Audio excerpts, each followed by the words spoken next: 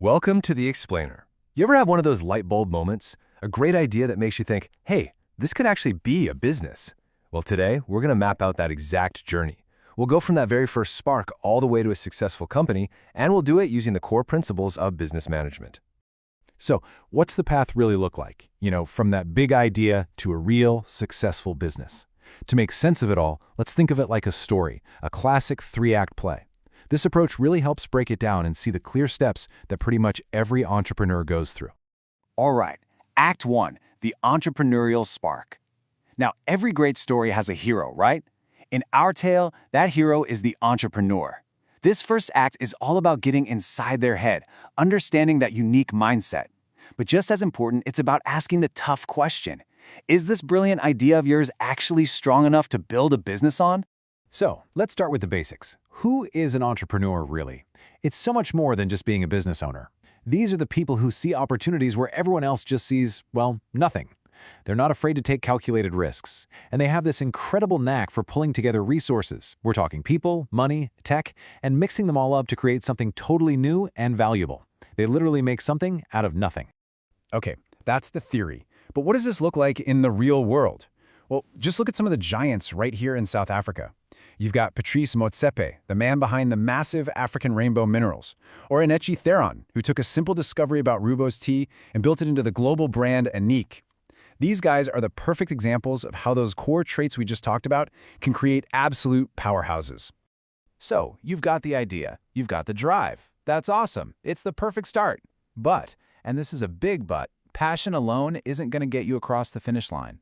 The first major hurdle you've got to clear is moving from just believing in your idea to having cold, hard proof that it can work. It's time for a little reality check.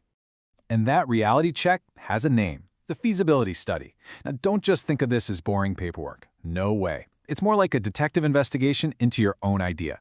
You're digging deep, asking the tough questions about the market, the money, the tech, all to answer that one single crucial question. Will this actually work? Honestly, this is your best insurance policy against pouring your heart, soul, and savings into an idea that was, well, doomed from the start. Okay, so you've done the study, you've crunched the numbers, and guess what? Your idea is viable. Awesome. Welcome to Act 2, Forging the Blueprint. This is the part where we take that exciting, validated concept and start to build a real foundation under it. We're talking structure, we're talking a clear path forward. And one of the very first, and frankly, one of the biggest decisions you have to make is about your legal structure. Are you going to be a sole proprietorship? I mean, it's simple, but all the business debt is your personal debt. Ouch. What about a partnership? Great for sharing the load and pooling resources, but you're also on the hook for your partner's mistakes. Or do you set up a company, a PTYLT? This is the one that protects your personal stuff, your house, your car, but yeah, it's a bit more complicated. This choice impacts everything, from how much tax you pay to how much personal risk you're taking on. Which brings us right to the next piece of the puzzle, the business plan. And listen, don't think of this as just some stuffy document you write for the bank. Think of it as your roadmap, your GPS for success. It forces you to sit down and figure out all the nitty-gritty details. How are you actually going to find customers? What's the plan for making money? How will the day-to-day operations work? Who's on your team? A good plan is the thing you'll come back to again and again and again. All right, the blueprint is drawn up. Our hero, the entrepreneur, is ready. It's time for Act 3, entering the business arena. This is it. This is where all that planning smacks right into reality. And let me tell you, reality is a wild, messy, and constantly changing place.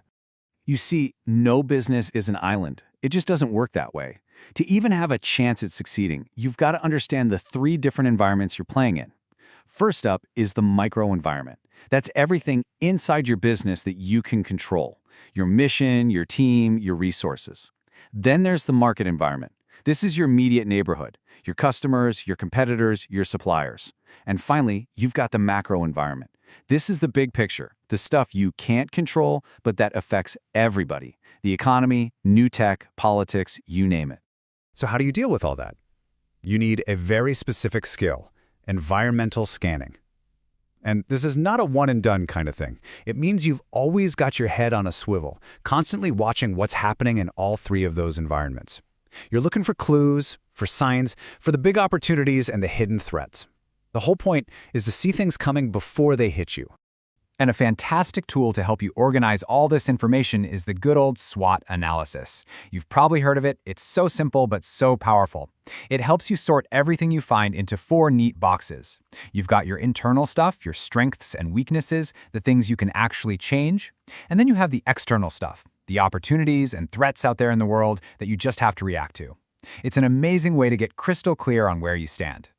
Okay, so you're scanning, you're doing your SWOT. Now what?